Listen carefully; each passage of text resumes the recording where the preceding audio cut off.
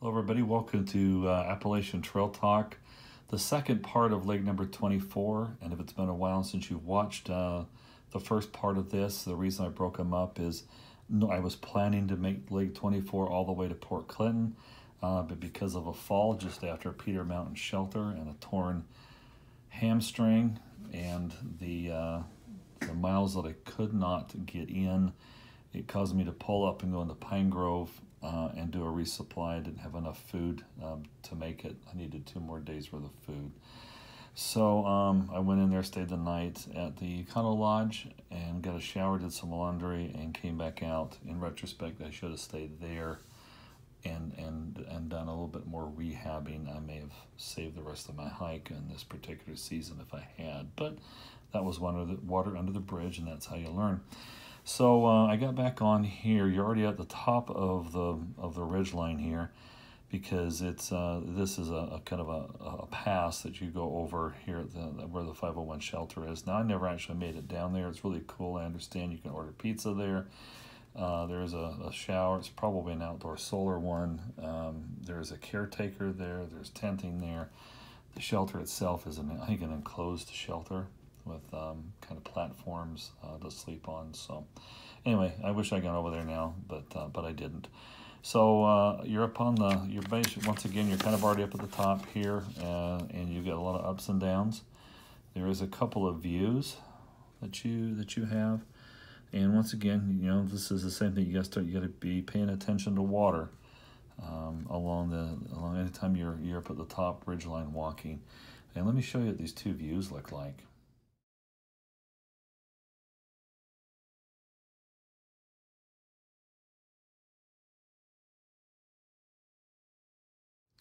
Okay, now I've got this highlighted, and this was highlighted from when I actually had this the guide in my bag, because anytime you see something of this, you want to make note of it.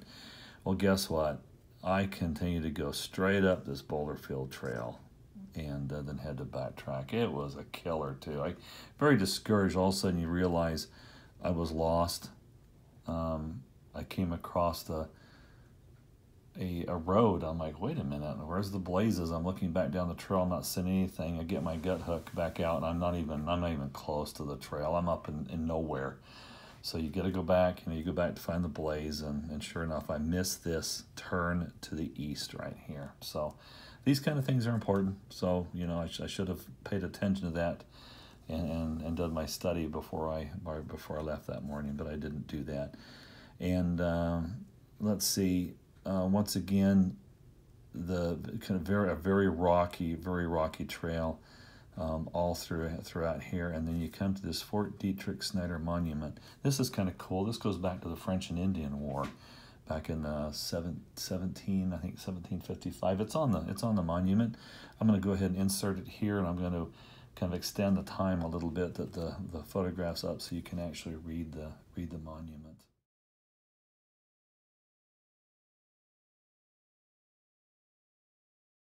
Okay, from let's see, from the monument here, and it's interesting each time you cross these roads and I think I just missed some trail magic here. Some folks had told me that they had just left, so that was kind of a little bit discouraging. This spring here, if I remember right, crossing through this area, yeah, if it's summertime, I wouldn't count on there being any water in this area here. So, you know, this is the last water here by the monument that you're going to get, really, until you get to the shelter. And for me, I ended up stealth camping. Because of coming out of Pine Grove and having to wait for the shuttle, and that time, you know, you don't get hiking quite as fast as you do. And I was starting to get to the point where I was starting to not lose light, but it was getting dark. And this was, you know, this is a 12.6, which for me, my normal hiking is not a bad distance to go in a day. You add the rocks to that and an injury. I was pretty happy that I was able to make it this far. And this is one of those campsites that shows up on gut hooks. And so that was kind of nice. I was able to, you know, take a snapshot of that, send it to my wife so she knew exactly where I was staying for the night. So that was a dry camp that night. The next day I headed out. I would have liked to have gotten to the Eagle Nest shelter, but I was just running out of daylight, and I didn't want to try and hike in the dark with an injury. I'm trying to do a little bit of risk management there, and plus the shelter's 0.3 off the trail. I got down here to where the trail comes in and met a couple of subscribers. I wish I had the names off the top of my head right now, but if you go watch the videos for these days, you'll be able to meet them. And they were, I think, southbound. They had hoped to run into me, and so I'm glad that actually worked out. We were able to spend some time talking. From there, this was really, really rocky through here, heading towards Port Clinton. And I tell you, I was getting pretty discouraged. I was feeling really, really beat up. Probably one of the lowest days of hiking that I had experienced. And coming, it was just every step was fighting through all the way. And then you see this huge descent here down at Port Clinton. This is 1,000 feet, and that's got to be no more than a half a mile. And that was just, I remember just going down, it was just a killer going down. I got really, really discouraged. And when you get down to the bottom, I think there is a, it might be a shortcut. Let me pull up the map here if you wanted to. Yeah, so if you want to walk to Hamburg, you can. And so now how this is set up is here's Hamburg, okay? And Port Clinton is up here, and then here's the cutout for Port Clinton. So when you come down off the trail here, you'll join a road, and you'll kind of walk, and there's some railroad tracks you'll cross if I remember right. You hit this broad street, you make the turn, and literally there's the post office is right there. And I had an envelope that was coming. I think I needed a change out of my liner socks. I was trying some Injinjis. I don't typically get blisters between my toes, and I just hated hiking with something between my toes like that. So I abandoned the Injinjis, and of course, the wife sent me a little care package with some goodies and things in it. That was kind of nice and stuff from the grandkids. And while I'm sitting here getting my mail, I'm on probably and I get a little emotional about this, probably one of the worst hiking days. I was hurt, I was discouraged, and I found out I had a grandson. He was born that day. And I have 2 grandchildren, one from my daughter, and this is from my youngest son, so he's the one that can carry on the family name. And they hadn't decided what they were going to call him yet, and so it was fun because I told everybody in the video that we were going to name him Rock, or Rocky, in memory of the day that I'd had. So and I do. To this day his pet name my pet name for him is Rock, in memory of all the rocks coming down to Port Clinton. It just shows you that sometimes in the middle of your absolute worst day, you can have a good day too. I decided I was going to get a little hair trim, a little beard trim. This barbershop, which is famous for the guys playing guitars, had now moved up the street, up here somewhere. So I walked up there and made a mistake. I got a haircut and a beard trim, which turned out to be a buzz, pretty much. So the side of my head looked like I was in the Marines, and he just took hair clippers, and just the same ones he used for my head, he used on my face. So I a little bit shorter than I was planning on, which was kind of funny.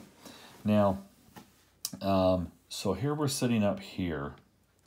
Now you'll notice that there is a way you can, from the AT here.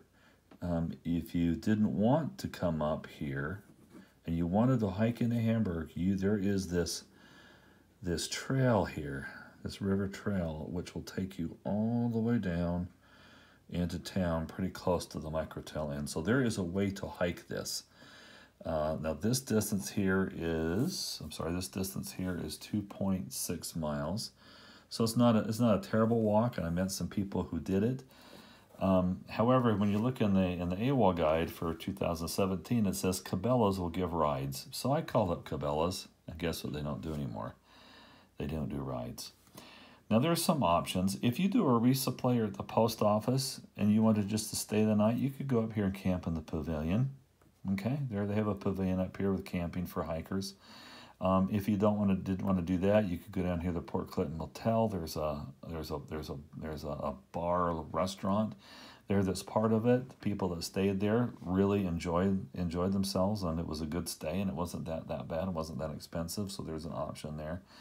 But if you really wanted to go down to Hamburg and go to the largest Cabela's in the world, and spend the night in a hotel and have some other food and go to Walmart, how do you do that? Well, so I'm sitting up here at the post office at the barber shop, trying to hitchhike, and this road here is this same one that goes into town. No go. People speeding, people trying to go home. There was even some military guys that came in and got their haircuts. I tried to hitchhike from them. They weren't interested in doing anything. And so I'm sitting on a picnic table they had out in front of their barber shop, going, okay, I learned from last year that, things will happen. Things will happen. It'll all work out. Just don't worry about it. So I'm sitting there. I've got my backup battery out, and I'm recharging my phone, thinking, okay, what am I going to do? How am I going to get down there? Let me see if I can find a taxi company or something in Hamburg. And just then, this guy walks around the corner, he stops, and he looks at me and said, "Where are you headed?" And I said, "Well, I want to go down to the microtel in Hamburg, but I can't get a ride." He said, "I'll take you down there for $5. And I looked at him and said, "I'll pay you 10." And come to find out, he was a kind of an unofficial shuttler, not registered with anybody, just does it because he needs some extra money, and he had a pickup truck, and he picked me up and he took me down to the microtel. And then I learned a very important lesson, and this is, I learned this in Franklin, and I'd forgotten it, okay? But these hotels that cater to hikers, okay, they know people that can come and pick you up and take you back, okay? And sure enough, when we got down there, this lady had the name of two people. One was the guy that had just helped me, and then the name of another guy. And so I took a picture of that sticky, and I posted it on the Appalachian Trail Flip-Flop Hiker Facebook page for the flip-floppers that were coming behind me. And I got a lot of people thanking me for putting that on there, because sure enough, they were planning on using Cabela's to get a ride, and they were able to call those guys and to be able to get a shuttle into town. Now, I did a 00 here. The first one was because of my leg, needed some time, but I should have taken off in Pine Grove. The second 0 was because it was rain. It just thunderstormed and rained like a banshee all day. I think Furby and Cowboy ended up coming down to the microtel also, or I think they were down at the microtel with me during that second day, and zeroed also because of just the horrendous amount of rain that was going on. So, and I think, if I remember right, Furby changed out her footwear over here at Cabela's. And let's see. So resupply, the Walmart here. That was that worked out pretty well. It's a little bit of a walk, so I'd gone over to Wendy's and eaten, and then just struck up a conversation, and I asked them, "Hey, if you guys get a relief, can you mind taking me up to the Walmart?" And they did. They dropped me out there. Thought I could get a ride back, usually if you hang around and ask people out front, but because it had gotten dark and it was later in the evening, I didn't have any taker, so I ended up just slugging it out and walking back down to the microtel there. So, all right, everybody, let's see. I think I've got like a picture of a flower here to end this discussion with, and this is one of the cool flowers. It looks like an airplane in a way, or definitely a bird.